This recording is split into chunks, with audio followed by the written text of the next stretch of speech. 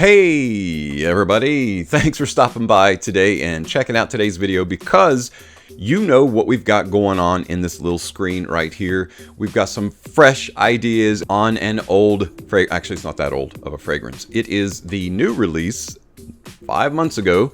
Yes, I'm a little behind the curve because I was waiting, and I was smart to wait because I'm going to pass on the discount idea. I don't know why I'm gesturing like that today. Too much caffeine, maybe? Anyway, we're going to be talking about Calvin Klein's Defy Eau De Parfum, the EDP version of the brand new pillar fragrance Defy. It came out the year before. And so this fragrance was released like 5 months or so ago. I've got my hands on it, and I'm going to give you my first impressions. Got that and more coming up, so stay tuned.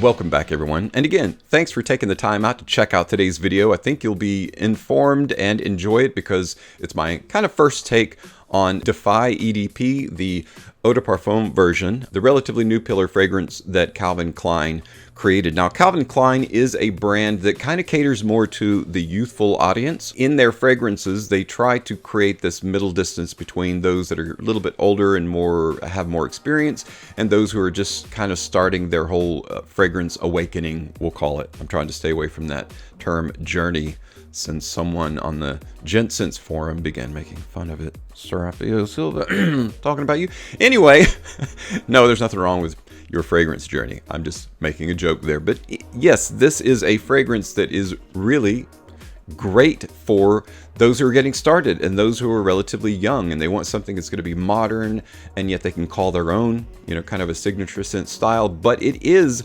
kind of drafted or created after a very popular fragrance by YSL, and that is Y. So this is very much a Y-like kind of fragrance. One could also say it's very similar to First Instinct Together by Abercrombie & Fitch, and that's just one in a long line of fragrances that have tried to copy the successes that YSL has had with Y. That's a very common thing to do. Not saying that they tried to create a clone of Y, but they did a good job in creating kind of a very modern, fruity, masculine blue fragrance for men. In a generic term, that's kind of what it is. Now, today we're looking at something that honestly, I will tell you straight up that I expected to be very, very similar to this, because most of the time when you go from EDT to EDP, you're getting a heavier concentration of oils. A true Eau De Parfum is basically the same formula with more, heavier, a little bit darker maybe, tiny bit richer maybe, but when you smell it, you very much get the same DNA as was in the original pillar fragrance. And so that's pretty much what I expected, but I'm telling you right now, it defied my expectations. So before we talk about that and go into the fragrance, let's take a brief glance at one of the caveats of this fragrance, and that is the really cool presentation. On the front, there's silver embossed lettering that says Calvin Klein Defy. The Eau De Parfum is in silver, 3.3 fluid ounce or 100 ml. The sides of the box have no information. However, the graphic wraps around the right side. On the back of the box, you've got your ingredients, your address information. On the bottom of the box, you've got a UPC, a QR code, and the batch code. The batch code for this is 2046. By far the coolest aspect of the presentation is the bottle. That's the case with most fragrances. I really like the gradient. There was no gradient on the original Defy. It was just a clear bottle with a light blue juice. The juice is pretty much the same color, but now we have this really nice dark blue gradient that smoothly transitions into light blue by the time it hits the words Calvin Klein Defy on the bottom of the bottle. The bottle features very thick glass on the bottom, exactly the same as the original, and the lid is dark blue and says Calvin Klein.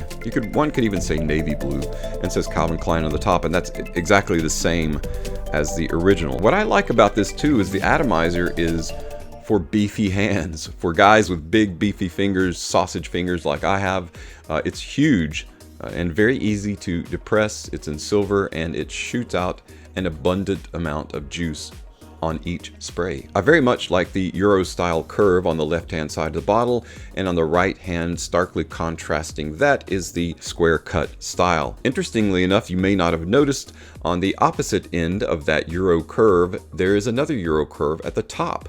and then on the opposite end of the sharp corner is a sharp corner at the top. It's very feng shui and very pleasing to the eyes. Everything about the presentation I really like. What about the fragrance itself? What are the notes that make up Calvin Klein Defy? Calvin Klein Defy, the EDP, features top notes of mandarin orange and black pepper, with heart notes of Moroccan leather and suede, with base notes of Haitian vetiver.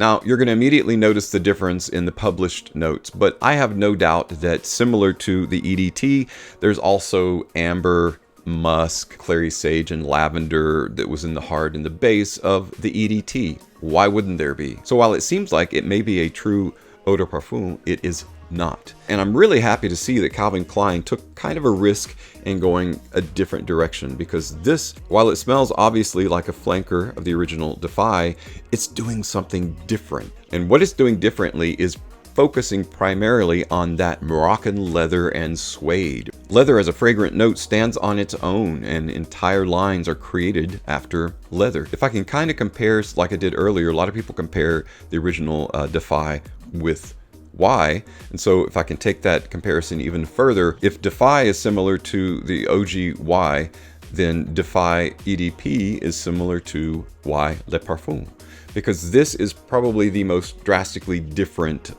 fragrance in the Y line. You can still tell it's a Y flanker, but it's a bit interested more in the dark maturity, less in, parties, and less in light casual, and more in a little bit introspective and a little bit more refined or upscale. Believe it or not, that's the direction that Defy, the EDP, is taking when it comes to the light resins and the leather. This is largely a leather-based fragrance.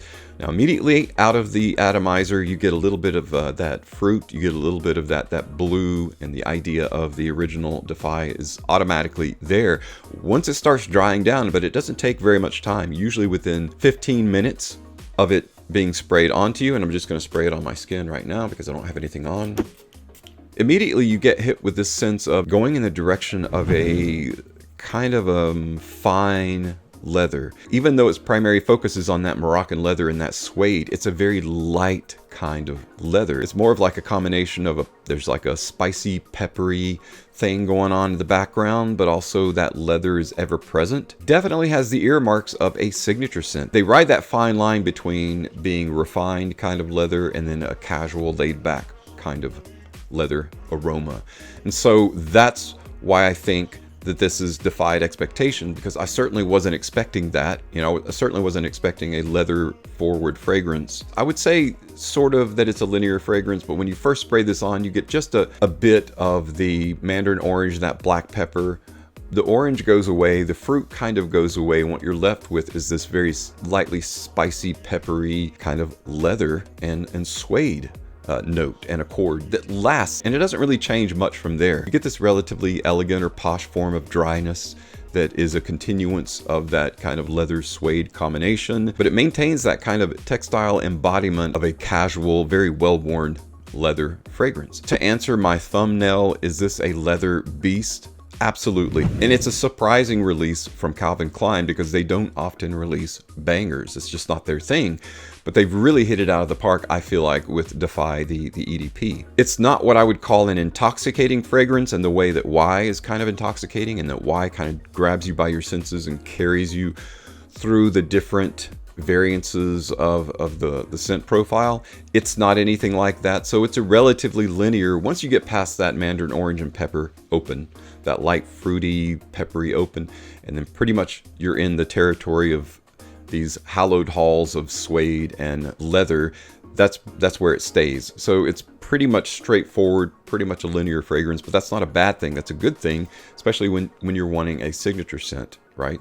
That kind of carries that whole leather stamp to it. I'm going to put the bottle down, talk about it a little bit more in terms of getting it. If you're interested in picking it up right now, I was able to, within 5 minutes of walking into TJ Maxx, which is a retail store, a retail outlet, rack store, I was able to find it for 49 bucks, right? And you can't really find that online. There are some discounters that are starting to carry it now because it's not that old of a fragrance. They're just now starting to come in and filter in, but it's really hard to find for 50 bucks. So definitely check out if you have a TJ Maxx. I don't know the varying names of box stores in your area. Just check them out, whether it's Kohl's or Rugged Warehouse or whatever. I actually found there as well in the clearance section a 50 ml bottle and a 100 ml bottle together in a box for 20 bucks. That's really good if you don't have the OG Defy. Also check out your TJ Maxx for that if you want the original EDT Defy. So that's my first impressions of Defy EDP. Yesterday I did a What's New in Fragrance. I missed out on one announcement that is very important, so I want to go ahead and cover that really quickly.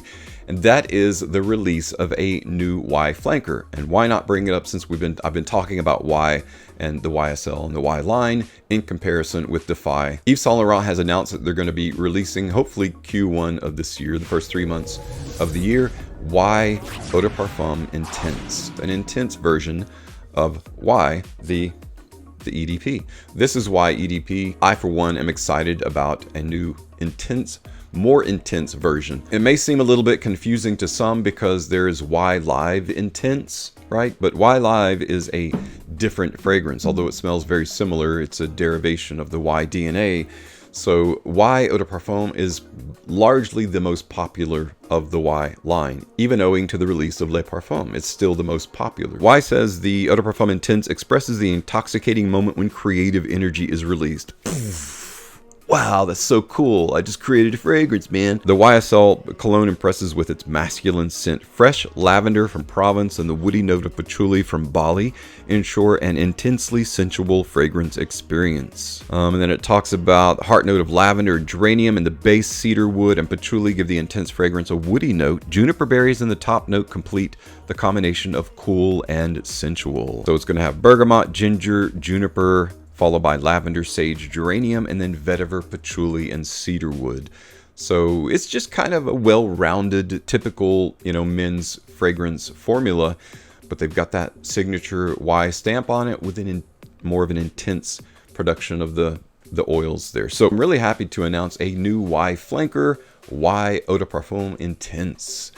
Be on the lookout for that coming pretty soon, hopefully. When I get my hands on that, I'll give you guys, similar to the Defy EDP that we talked about today, I'll give you guys my first impressions of that. That is a wrap on today's video. Thanks so much for sticking with me, stopping by, and hopefully you enjoyed this video. I would like to know your thoughts on Defy, the EDT, as well as the EDP. If you have them, if you tried them out, what do you think of them? And what do you think about the differences as well? And you can also discuss why the new Y as well, what you're looking forward to, or if you think it's just a derivative flanker or a cash grab. Let me know your thoughts in the comments below. Don't forget to subscribe and hit that bell icon so you can get notified. Otherwise, somehow you'll get lost in the YouTube algorithm and you'll never know when my new content drops. Thanks again for checking out today's video. I'm Tommy with Studio Sense, and I will see you tomorrow.